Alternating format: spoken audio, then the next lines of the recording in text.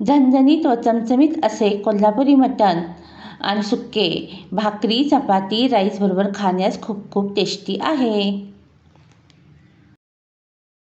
आता आपण मटण रस्सा सुक्केसाठी लागणारे साहित्य पाहूया. मी 1 किलो मटण स्वच्छ धुवून घेतलं आहे. थोडीशी चरबी बाजूला काढली आहे, ती आपण तेलामध्ये टाकूया. मी मटण मसाला 2 चमचे घेतला आहे, टीस्पून. 1 टीस्पून गरम मसाला घेतला आहे. मीठ चवीनुसार. हळद. काश्मीरी लाल मिरची पावडर मी 1 टेबलस्पून घेतला आहे. बेडगी मिरची पावडर मी 4 टेबलस्पून घेतला आहे. कोल्हापुरी चटणी मी 5 टेबलस्पून घेतला आहे. ज्यांच्याकडे कोल्हापुरी चटणी नाही आहे त्यांनी 1 चमचा गरम मसाला एक्स्ट्रा घ्यावा व 3 चमचे मिरची पावडर एक्स्ट्रा घ्यावी. हा आपण कांदा मटण फोडणी करताना घालणार आहोत, तर जास्त कांदा आहे तो सुक्की फोडणी करताना घालणार आहोत. लसूण 10 पाकळ्या घेतले आहेत. आलं घेतलं आहे आणि ओलं खोबरं घेतलं आहे, 1 नारळ आणि कोथिंबीर घेतली आहे. सुके खोबऱ्याची मी 2 वाटी घेतलेली आहेत. आता हे सर्व बारीक चिरून आपण भाजून घेणार आहोत. 4 लवंग, 4 मिरी, 2 विलायची, 1 बदाम फूल, दालचिनी, जिरे आणि तीळ 2 टेबलस्पून आणि कांदा, हे सर्व आपण भाजून घेणार आहोत तव्यामध्ये थोडे तेल टाकून. आणि हा मसाला आणि ओला मसाला आपण मिक्सरमधून पेस्ट करून घेणार आहोत. आता आपण मटण फोडणी टाकूया हा कांदा वापरून. तुम्हाला रश्श्याला कट पाहिजे असेल तर नॉनव्हेज बनवताना तेल जास्त वापरावे लागते. मी 2.5 पळी तेल घातले आहे. तेल आता आपलं गरम झालं आहे आणि मी जिरे टाकत आहे थोडेसे. आता आपण फोडणीसाठी कांदा टाकत आहोत. 1 कांदा चिरला होता तो टाकला आहे. चरबी टाकत आहोत. तेलामध्ये चरबी टाकल्यामुळे एक छान तवंग येतो.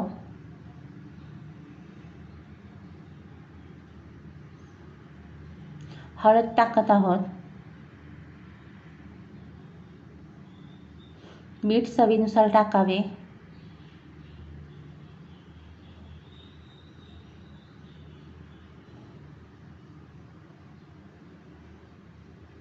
मटण मसाला 2 चमचे टाकावा.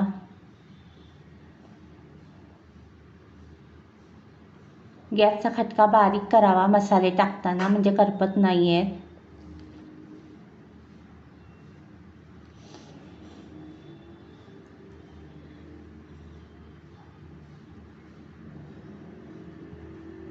गरम मसाला 1 चमचा टाकत आहे.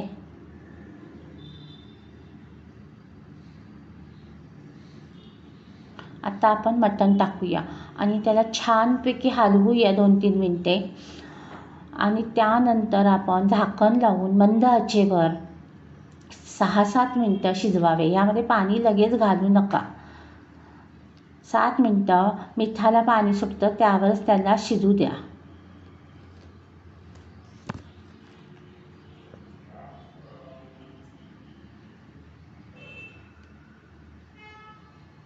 सात मिनिटांनंतर सुद्धा यामध्ये आपण गरम पाणी घालणार आहोत, गरम करून. त्याला छान परतवून मग झाकण लावून आपण मंद आचेवर 6-7 मिनिटे शिजवू. 7 मिनिटे झाले आहेत. मिठाला पाणी सुटलं आहे, त्यावरच आपलं मटण 7 मिनिटं शिजलं आहे.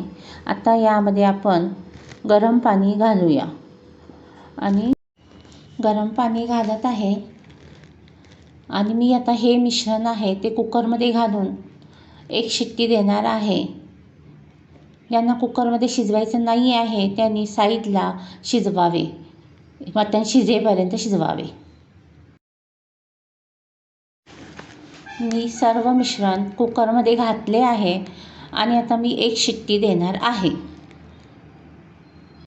हा मसाला थोडे तेल टाकून भाजून घेतला आहे. आता याची मिक्सरला आपण पेस्ट बनवूया. ओला मसाला जो होता ना, खोबरं, लसूण, आलं, कोथिंबीर, त्याची आपण पेस्ट केली आहे.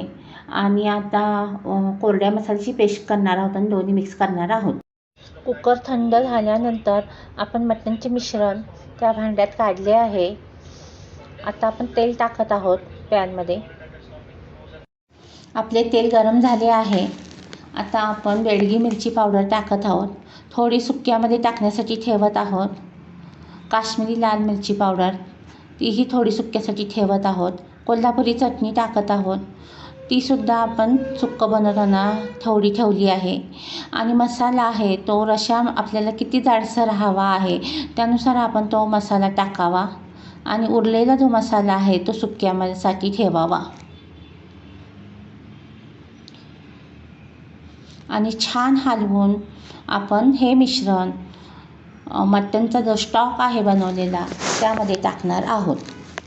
आपलं मटण कुकरला शिजवल्यामुळे शिजले आहे, त्यामुळे आणखीन जास्त ओव्हर कुक करण्याची गरज नाही. फक्त मसाले शिजेपर्यंतच आता आपल्याला मटण शिजवावं लागेल. मटण शिजवताना तुम्ही जास्त गिरही नका करू आणि जास्त कच्चंही नका ठेवू. आपलं मटण खूप छान शिजलं आहे. 1 शिट्टी झाल्यानंतर वाफ निघाल्यानंतर मी लगेचच झाकण काढलं होतं, जास्त ओव्हर कुक होऊ नये म्हणून. आता आपण हा मसाला मटणच्या स्टॉकमध्ये टाकणार आहोत. आणि आपल्याला रस्सा किती जाडसर हवा, किती पातळ हवा त्यानुसार आपण त्यामध्ये पाणी गरम करून घालायचे आहे.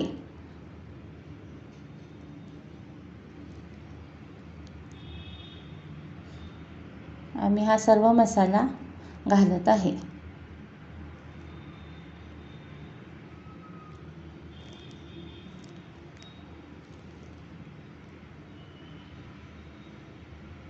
तर छान उकळी येऊ द्यावी. 5-6 मिनटे ह्याला शिजवावे. मी गरम पाणी इंडक्शनवर केलं होतं ते आता टाकत आहे. आपण 10 मिनटे या रश्श्याला उकळवणार आहोत. 10 मिनटामध्ये आपलं मटण जास्त ओव्हर कुक होऊ नये म्हणून आपण मटण बाजूला काढून ठेवत आहोत. आणि हे जे मटण आहे ते आपण सुक्कं बनवताना वापरणार आहोत. असे सर्व मटण काढून घ्यावे.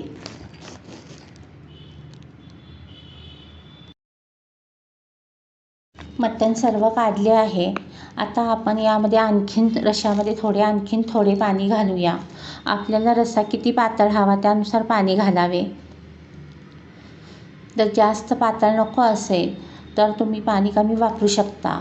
किंवा आणखीन सुक्के बनवण्यासाठी पॅनमध्ये ऑइल टाकले आहे.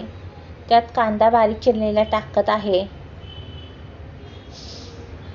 कांदा छान बदामी रंगाचा होईपर्यंत परतवावा. कांदा सॉफ्ट झाला आहे. आता आपण रश्श्यामध्ये टाकल्यानंतर जो उरला होता थोडं सुक्यामध्ये टाकण्यासाठी आपण ठेवलं होतं तो मसाला टाकत आहोत. काश्मीरी लाल मिरची पावडर, बेडगी मिरची पावडर आणि कोल्हापुरी चटणी.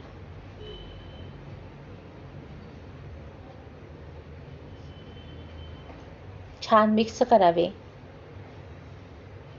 थोडी चटणी आहे तीही टाकावी. आपण आता मसाला टाकूया. रश्श्यामध्ये टाकून जो उरला होता तो बाजूला काढून ठेवला होता थोडा, तो टाकला आहे. आपल्याला सुक्के किती जाडसर हवे त्यानुसार मसाला वापरावा. जर तुम्हाला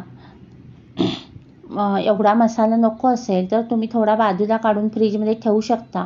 मसाले वांगे वगैरे बनवताना वापरू शकता. 3-4 दिवस हा मसाला छान राहतो फ्रीजमध्ये.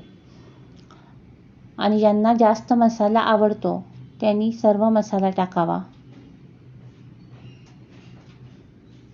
आता मी मटण टाकत आहे, बाजूला काढले होते ते.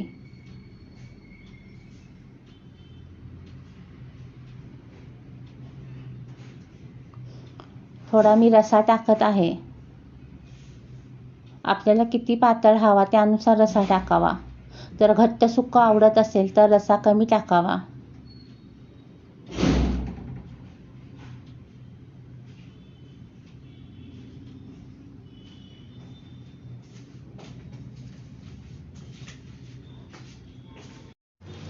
कोल्हापुरी मटण रस्सा व कोल्हापुरी सुक्के आपले तयार आहे.